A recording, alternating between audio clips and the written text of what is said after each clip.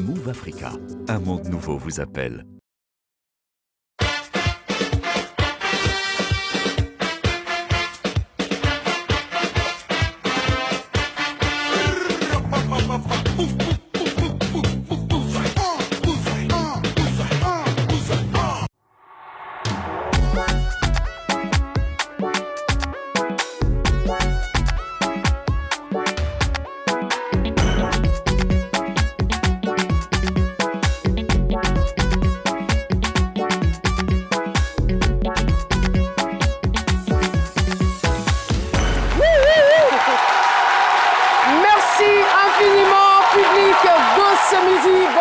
À toutes les femmes, bonne fête de la Journée internationale de la femme.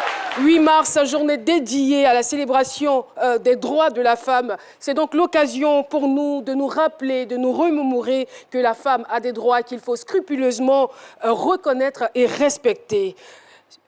La femme a des réalisations, la femme est au cœur de la société. La femme est au centre du développement. C'est donc l'occasion et l'opportunité qui nous est donnée de le rappeler. Bien plus, elle mérite amplement d'être honorée, surtout pour toutes ces actions qu'elle mène au quotidien. Merci en tout cas d'avoir choisi RTI 1. Les femmes sont à l'honneur sur cette chaîne. Bienvenue dans la télé utile. À l'affiche de ce numéro, le thème suivant.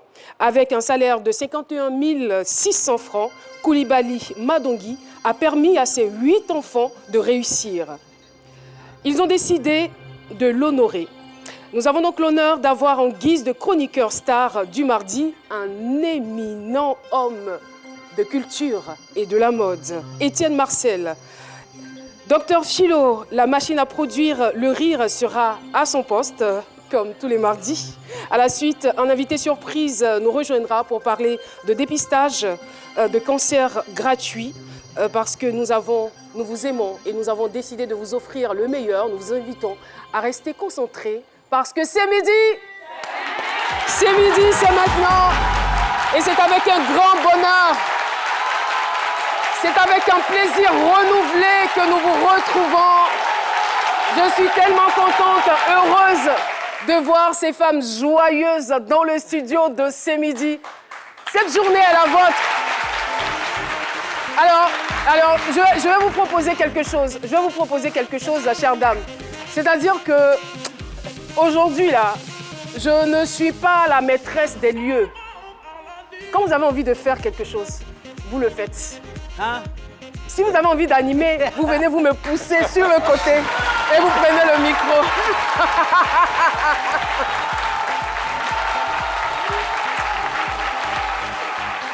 J'attends la première qui va me pousser. Étienne Marcel, bonjour. On est vraiment heureux de vous avoir sur ce plateau. Merci, comme je le disais, vous êtes une grosse pointure de la mode ivoirienne africaine. Et aujourd'hui, on aimerait en savoir plus sur les activités que vous avez et ce que vous comptez offrir à vos fans. D'accord. Est-ce qu'en matière de mode, on peut parler de fans?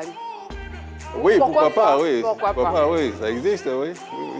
C'est l'occasion aussi de noter que vous avez été élevé dans l'ordre du mérite culturel ivoirien le samedi 5 mars lors de la cérémonie d'ouverture de la 12e édition du Massa. Toutes nos félicitations. Merci infiniment, Caroline. Merci beaucoup. Ça me va droit au cœur. Alors, qu'est-ce qui marque votre actualité?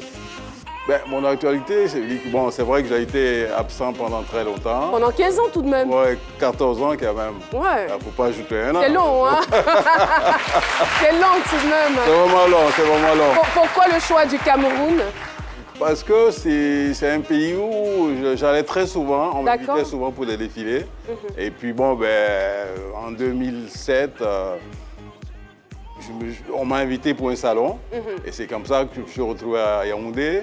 Et après le salon qui a duré une semaine, je suis parti sur Douala. C'est la ville que je maîtrisais le mieux. Et comme j'avais déjà, les gens me connaissaient plus ou moins, donc du coup, l'insertion n'a pas été compliquée.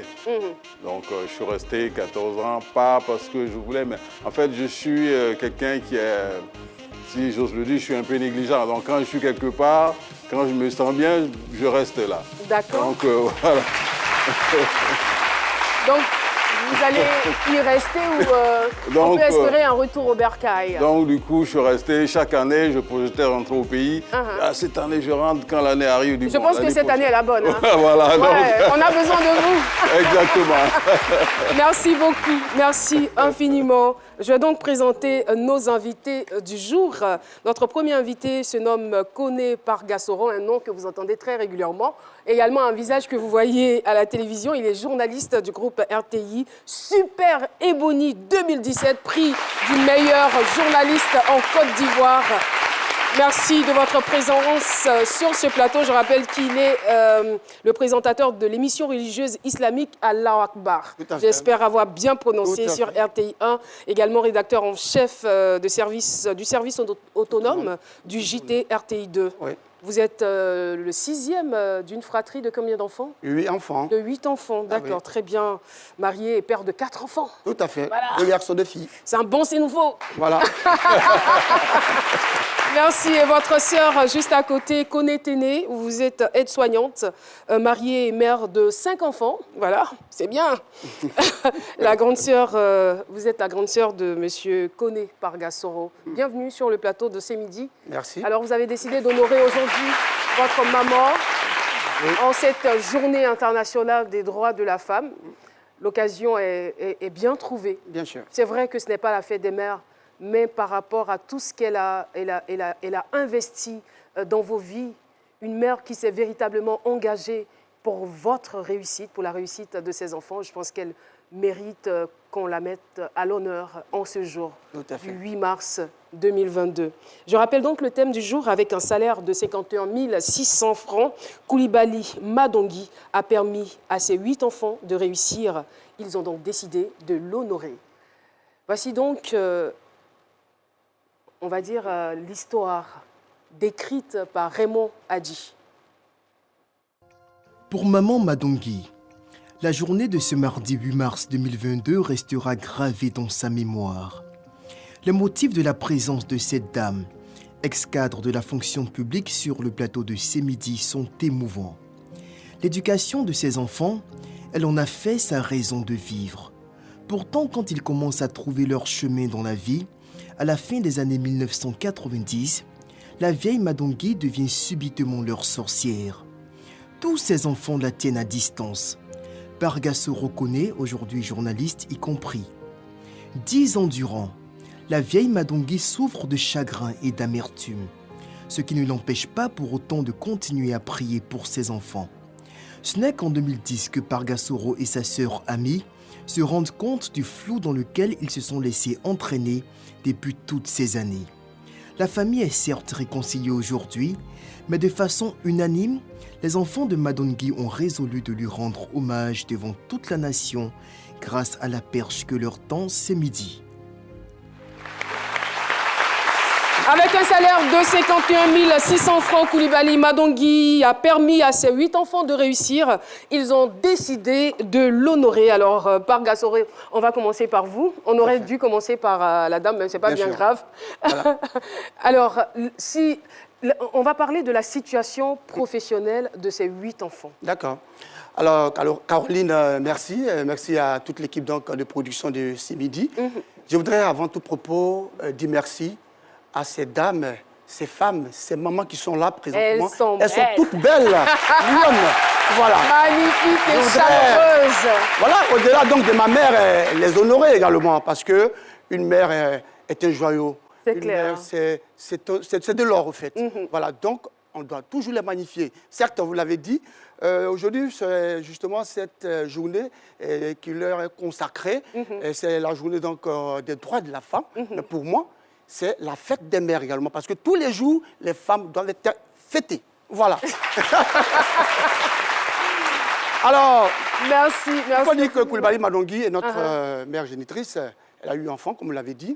Le premier inspecteur de l'enseignement secondaire.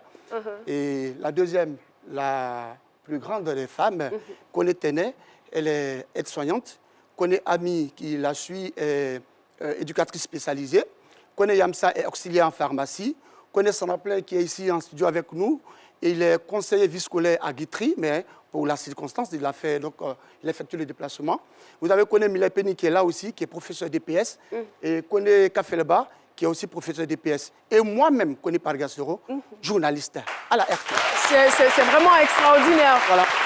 C'est-à-dire, elle peut aujourd'hui affirmer que mes enfants ont réussi. Mes enfants ou ont réussi. que moi-même j'ai réussi. Bien sûr. Alors, vous avez évolué dans quelle atmosphère, dans quelle ambiance familiale?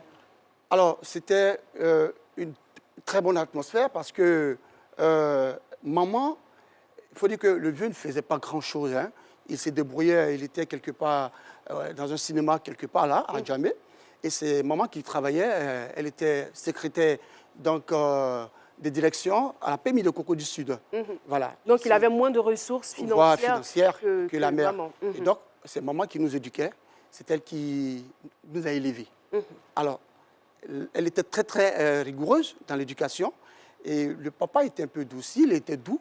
Mais maman, et je vous assure que vous connaissez les fouets des Korogo qu'on appelle Korokbagné, là. Les bagnants. C'est là. Voilà, donc, lorsque vous faites une bêtise, mais maman vous réveille à 3 h du matin et puis voilà, elle vous corrige correctement. Mais en tout cas, elle nous a permis d'être très bien dans la vie aussi, de pouvoir aussi justement réussir comme on l'a dit. C'est vrai qu'avec du recul, vous trouvez que c'était pour elle sa façon de vous inculquer une belle éducation.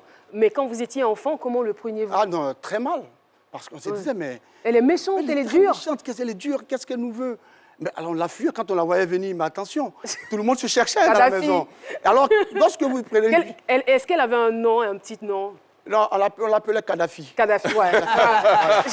J'ai vu juste. Hein. Voilà. Et pour elle, c'était justement nous inculquer une éducation pour nous permettre de réussir dans la vie. C'était ça l'objectif. Mais nous, en tant qu'enfants, on ne comprenait pas cela. Alors, la grande sœur, elle a vécu avant nous. Voilà, je sais qu'à son temps, elle est encore plus dure. Parce que quand la mère commence à avoir plusieurs enfants, elle essaie de relâcher un tout petit peu. Alors voilà. Téné, on veut savoir quels sont les souvenirs qui vous ont le plus marqué dans votre enfance? Merci beaucoup. Vraiment, les souvenirs qui m'ont beaucoup marqué, il y a une blessure qui est là. À quel niveau? Au pied? Au pied. Au pied. C'est ça. Quand il te dit de passer là, les fouets, c'est les fouets tissés, voilà, les peaux de bœuf. Les peaux de bœuf là. Voilà. Moi, pour moi, c'est une marmite qu'elle a pris au feu. La marmite était au feu. Quand elle m'a dit de laver les assiettes, j'ai refusé de laver les assiettes. Je suis allée au dehors pour jouer. Quand elle m'a récupéré, ah non. C'était pas du jeu. C'était pas du jeu. Elle a pris la marmite et elle l'a mis sur mon pied d'abord. Wow. Ça m'a brûlé. Elle a pris maintenant le croque-beignet, ce qu'on en appelait croque-beignet. Elle a commencé à me chicoter et puis mon papa est venu. Il dit non, il ne faut pas faire ça. Elle dit non, laisse. Mon papa, quand la vieille disait de travailler, le vieux dit oh, laisse les enfants, tout ça, ce n'est pas les enfants que j'ai mariés, tout ça là. Et ça, la vieille a dit, ce n'est pas les enfants que tu as mariés, mais demain, c'est les enfants quand elles seront dans leur foyer. Ce n'est pas moi qui vais aller préparer pour eux. La vieille... Vous aviez quel âge à l'époque? À l'époque, j'étais au CE1. En tout cas, j'avais 9 ans. 9 ans. 9 ans. Moi, je n'étais pas encore né. Il n'était pas encore né. Ah d'accord. Voilà. Il n'était pas encore né. Il y a combien d'années entre vous? Moi, le 6e enfant. Le 6e Je enfant. dois avoir une douzaine d'années entre nous. Hein. Entre nous. Voilà. C'est une belle femme. Voilà. Merci beaucoup, merci beaucoup. En tout cas, la vieille, elle était gentille. On prenait ça en mal. On pensait que c'était le mal. Moi, souvent, je me posais la question si c'était ma mère. Parce que la manière, elle était dure avec nous. Elle nous disait, ma fille, aujourd'hui, tu ne vois pas, hein, mais demain, là, ton premier mari, c'est ton travail. Ton premier Donc mari. déjà, elle voulait vous exercer Elle voulait vraiment qu'on réussisse dans la vie. Mais quand même, 9 ans, on est encore bébé, Étienne Marcel. Qu'en pensez-vous? À 9 ans, être soumis à ce genre de châtiment? Ben oui, mais tu sais, en Afrique, à 9 ans déjà, la personne est quand même mûre. Donc, il est déjà rodé. Hein. Voilà, un peu rodé. Donc, moi, ce que je demandais, entre les deux, la maman et le papa, il n'y avait pas de souci. Parce que très souvent, quand la maman prend l'issue, bon, l'homme, il est un peu frustré. Est-ce que ça n'a pas existé dans la famille? Non? Non. Est-ce qu'il y avait des frustrations? Non, chez nous, il n'y a pas de frustration. Il n'y avait pas de frustration. Et d'ailleurs, maman et papa étaient complices. Mais lorsque maman essayait d'exagérer un peu, le père, il était sentimental, il avait pitié. Il essayait de la recadrer, mais pas en face de nous. Hein. Il faut toujours quand même qu'il y ait quelqu'un comme ça dans Bien le sûr, couple. tout à Parce fait, que voilà. si les deux sont durs, on ne va pas s'en sortir là. Et vous l'avez dit, Caroline, 51 000, c'est vrai. Comment maman a réussi à nous sortir de là? Mais c'est avec les croûtes. On va le découvrir. D'accord. Suspense. Bien sûr. Docteur Philo, quelle est votre opinion sur la thématique du jour? Eh bien, on vous retrouve juste après ce jingle. C'est Docteur Philo. Ben, merci beaucoup les mamans. Hey, c'est bon, merci. Bonne fête à vous, hein. Vous êtes bien habillés, franchement. Et c'est décent, c'est bien, c'est bon. Et ça fait plaisir. Mais moi, je veux dire, déjà, avec tout ce qui a été déjà dit sur ce plateau-là, les croix-au-bain, là, qu'est-ce que moi, j'ai dit encore? Quelqu'un m'a dit, ce genre de chicotte-là, si tu n'es pas droit là, c'est que toi-même là. Mais je veux dire que ça, c'est l'éducation, hein, l'éducation... généralement, chez les familles musulmanes, généralement, c'est comme ça. Voilà, c'est pour moi-même, pour moi ici, c'est pas pour vous, c'est au pied. Sinon, moi-même, j'ai un truc ici, une boule. Oui, sérieusement, ça est là. Bon, mais parfois même, tu fais rien, on te réveille comme ça, et chicote. Oui, parfois, pour te réveiller, pour aller prier, même là, mais déjà, même là, c'est un problème. Et il dit que quand je regarde le thème, je vois 51 600 francs qui permet à 8 enfants de réussir.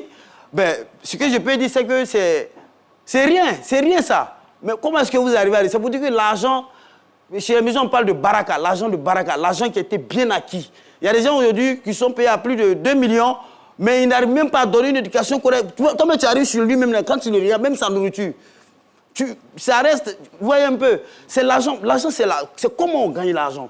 C'est comment on acquit ce bien-là, en fait. C'est ça, voilà, on acquiert ce bien-là. C'est la baraka qu'il y a dans cet argent. Et cet argent permet de sécuriser la... En famille musulmane, c'est la maman qui s'occupe de la gestion de la famille. Et ça, c'est normal. Le papa ne peut rien dire là. Parfois, mais ça lui fait mal. Mais il pleure intérieurement comme vous. Voyez un peu. Et donc, c'est d'amener les mamans qui sont là sur le plateau aujourd'hui. L'éducation de vos enfants, il faut s'impliquer. Une maman est capable de sacrifier une partie de son corps pour la réussite de son enfant. C'est le plus important. Aujourd'hui, c'est dommage qu'on laisse... Vous convenez avec moi, monsieur Thiem Marcel, qu'aujourd'hui, on laisse tout aux mains des nounous. Moi, j'ai ma nièce, tellement même c'est nounou même qui s'est occupée d'elle. Aujourd'hui, on lui demande, tu veux faire quoi? Elle dit, je vais être nounou aussi, tonton. Bon, parce qu'elle veut ressembler à sa nounou. Donc, c'est dommage. Voilà, donc moi, je pense bien que... C'est un métier comme tout autre. Hein. Mais bon... C'est vrai qu'on a tendance à le banaliser, mais c'est un métier très important. Bon. On sait que des femmes intellectuelles qui sont très, très occupées ne peuvent pas s'en sortir ou ne peuvent pas entretenir convenablement leur foyer s'il n'y a pas de nounou. Donc, pour dire qu'elles ont leur place dans la société. Elles ont leur place dans la société, Caro. Je n'en disconviens pas. Mais quelqu'un qui est là à l'école, tu es en classe de seconde aujourd'hui. Et puis, on est là, on travaille, on dit, bon, toi-même, là, quand on va tourner, tu dis, nous, tout moi, j'ai envie, même après le bac, j'ai envie de dire, nous. Ouais, et puis ça casse un peu, c'est quelqu'un qui investit dans les études, au fait. Voilà, je vais dire. Mais en même temps, dit que 51 600, franchement, moi, j'attends de voir la suite. Parce ça, que... c'est ce que vous dépensez en une demi-journée. Ben, oui, ben, peut-être seulement le carburant de la voiture. Hein, et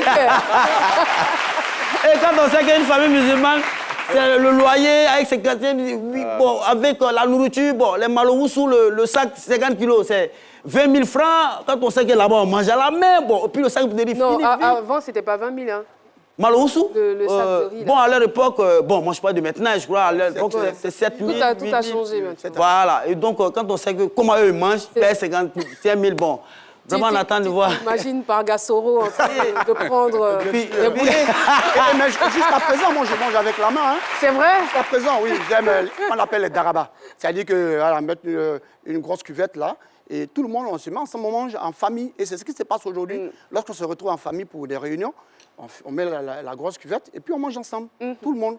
Et ça consolide justement les liens fraternels. Alors justement, lorsque vous vous retrouvez, docteur Philo, c'est bon? Vous avez une conclusion à tirer avant qu'on ne revienne à nos invités? Non, mais tout simplement, dire que vraiment, c'était des moi, je ne suis pas surpris de voir Pargasoro à ce niveau aujourd'hui, super éboni. C'est la baraka. Donc moi, je pense que toutes les mamans gagneraient à se sacrifier pour la réussite de leurs enfants. Et ben voilà, c'est des exemples palpables. Merci infiniment. Merci beaucoup. Alors, lorsque vous vous retrouvez en famille, aujourd'hui vous êtes grands, chacun a une activité intéressante. Quand vous vous retrouvez avec votre maman, quelle est l'ambiance? Quand on se retrouve avec notre maman, C'est la joie, quoi. C'est la joie. La joie. Parce qu'elle est heureuse aujourd'hui. Uh-huh. Elle est très heureuse aujourd'hui. Est-ce que vous revenez sur certains souvenirs? Oui. Toi aussi, maman, Oui, en résumé. tu étais dure, hein? Oui. Et puis tu aimais beaucoup me frapper. Pourquoi même? En disant que tu aimais l'autre là plus que moi. Ça même. Ah, C'était ça, hein? c'est ça. Oh là là, non, mais aujourd'hui, vous avez réussi. Effectivement, quand on se retrouve, on essaie de ressasser un peu le passé. On essaie de... Maman, la dernière fois, moi, je ne sais pas pourquoi vous mettiez le fouet là, devant la porte. C'est-à-dire que quand tu rentres dans la maison, que tu fais une bêtise, que tu vois le fouet, mais tu donnes d'autres carrément, quoi. Parce que tu sais qu'à 3h, 4h du matin, une dame qui s'appelle Koulibaly Madongui va te corriger. Voilà. Donc, le fouet était devant la porte, carrément. Donc, pour dire que quand on se retrouve, c'est la fête. Parce qu'aujourd'hui, comme on le dit, hein, chacun dans son foyer. Et quand on se retrouve, on prend du temps ensemble, on mange ensemble, et puis on essaie de parler projet. Parce que c'est vraiment important. Aujourd'hui, Mme Koulibaly a une trentaine de petits-enfants. Et elle nous a permis de réussir, à notre tour, de permettre à nos enfants de réussir également. Et donc, quand on se retrouve, c'est vrai, c'est vraiment la convivialité. Dans la convivialité, mais il faut aussi permettre de parler projet pour pouvoir justement permettre à nos petits-enfants de réussir. C'est vrai qu'il y a de nombreuses années en arrière, la vie n'était pas aussi chère, tout a flambé au fil des temps, mais vivre avec 51 000 francs, avec 8 enfants, je veux dire, comment ça se passe? Comment on arrive à les nourrir, à les scolariser, à les soigner? Bon, quand on parle des 51 000, c'est vrai, ça c'est le salaire brut. Oui, qui a peut-être évolué. Non, je veux dire, à l'époque, le salaire brut, c'était 51 000 qu'elle touchait. Mais lorsqu'on doit enlever tout ce qui est IGR et tout ça, mais elle peut se retrouver, c'est à moins de 51 000. Non. Voilà, donc disons 44 000. Hein. 44 000. Voilà. Mais à côté de ça, maman, qu'est-ce qu'elle faisait? Elle utilisait justement ce qu'on appelle le pétrole aujourd'hui, le pétrole. Et elle nous envoyait, on vendait le pétrole. Elle nous permettait de vendre le pétrole. Avant, on appelait ça kabakour, avant, on appelait ça soda. Voilà, Okay. c'est du savon qu'elle fabriquait d'elle-même. Et Et on nous permettait d'aller vendre le savon. Et puis des tisanes. Tous, Des balais. filles comme garçons. filles comme garçons. Oui, j'ai vendu. Donc, On vendait le balai. oui. Et elle nous prenait, moi j'étais encore très petit, c'est vrai, mais on venait jusqu'à la palmeraie en son temps. On coupait les palmiers là et on allait l'aider à tailler et tout ça et fabriquer les balais avec. Et puis bon, on allait les vendre. Voilà. Et elle a permis justement de joindre les deux bouts en plus de son salaire. Et comme papa aussi, il s'est débrouillé quelque part dans un cinéma, quelque part ici à Djamé. Et donc, avec le maigre salaire, ils se mettaient ensemble. Et puis bon, ce qui est important de souligner, c'est que c'est la solidarité, la fraternité, l'amour de la mère et du père. Et Philo l'a dit, c'est vraiment très important de le souligner. Lorsque une mère respecte son mari, je vous assure que les enfants réussissent. Ça, il n'y a pas de secret. On en apprend des choses dans cette émission. Et aujourd'hui, nous sommes fiers de notre maman parce qu'on ne l'a jamais vue crier ou manquer de respect à notre père.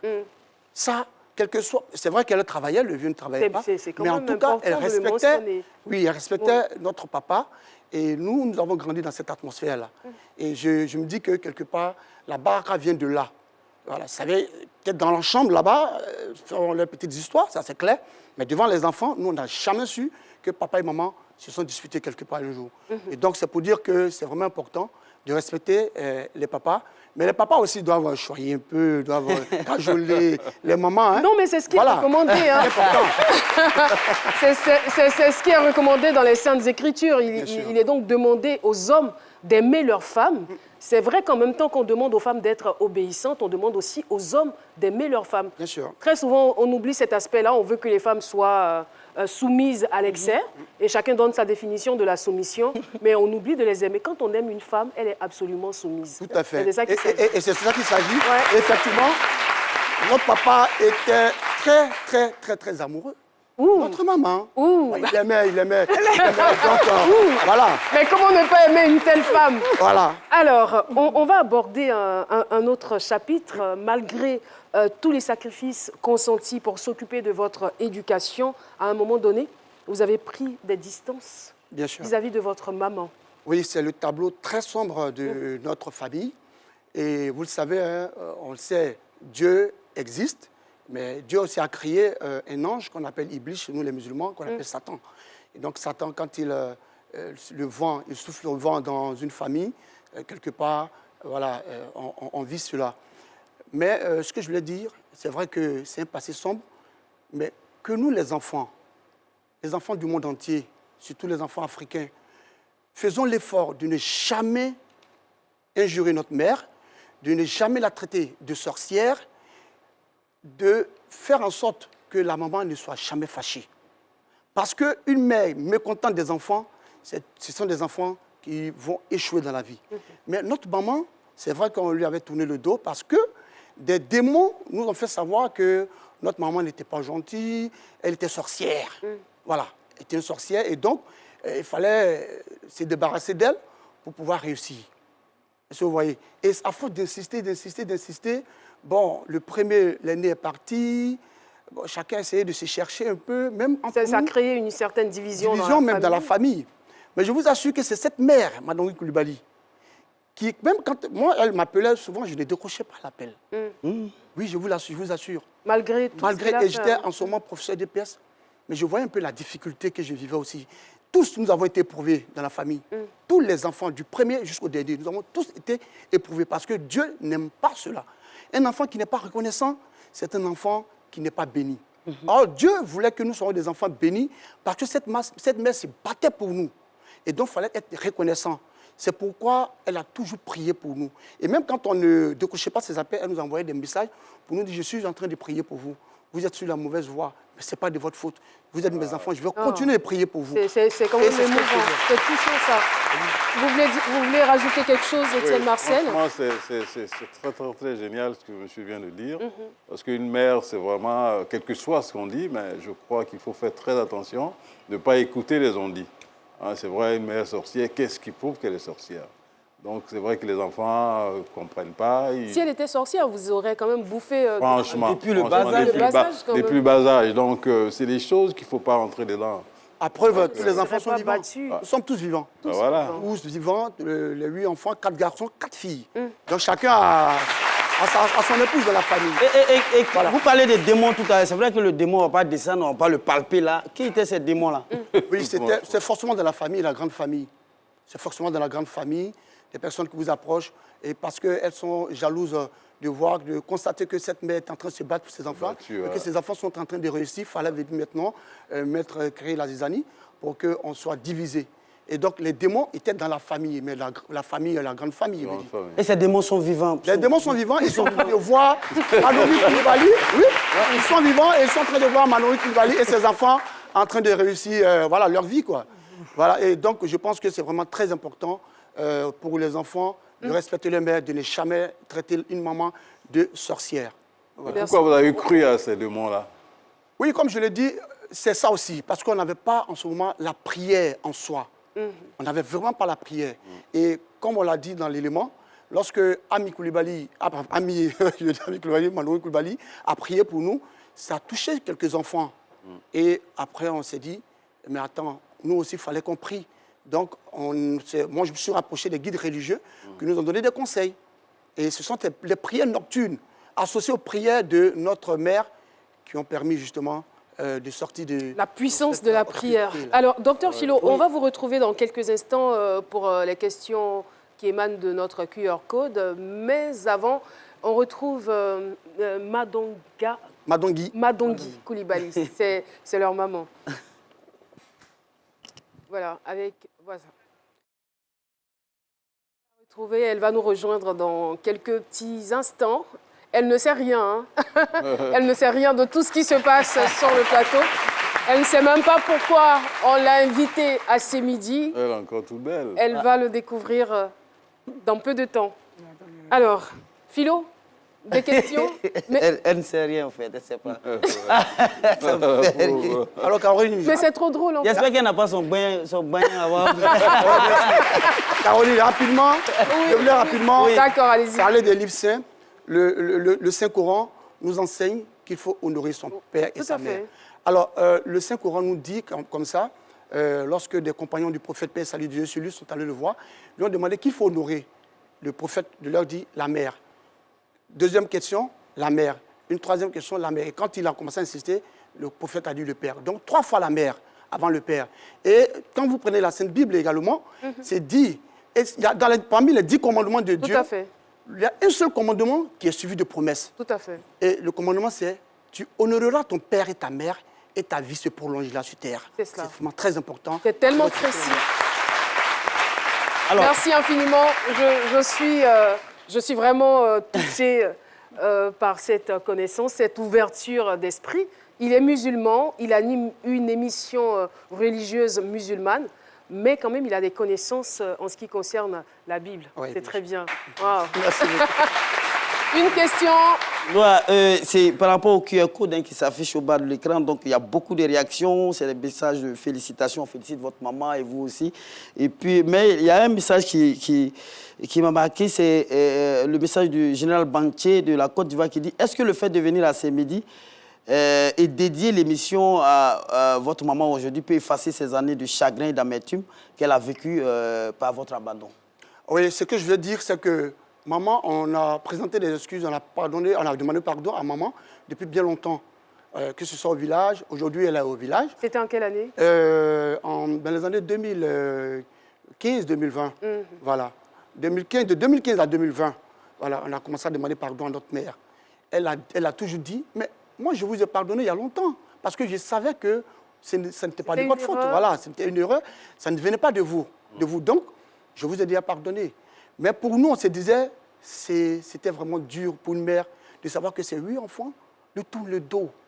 Et regardez cette amertume, regardez cette tristesse, cette mélancolie. C'était vraiment triste et dur. Et donc, chaque fois que nous nous retrouvions sans elle, on essayait de dire non, demandons toujours pardon. Quand on l'appelle, elle dit ça, c'est pour me demander pardon. Je vous ai déjà pardonné. Donc, aujourd'hui, nous sommes venus à ce midi juste pour lancer un message aux enfants. De ne jamais traiter leur mère de sorcière, de ne jamais injurer leur mère. C'est pourquoi nous sommes venus sur ce plateau, mais en même temps... Ça fait partie des raisons, mais pourquoi vous tenez à l'honorer aujourd'hui? À l'honorer parce qu'aujourd'hui, vous savez, c'est d'abord la journée internationale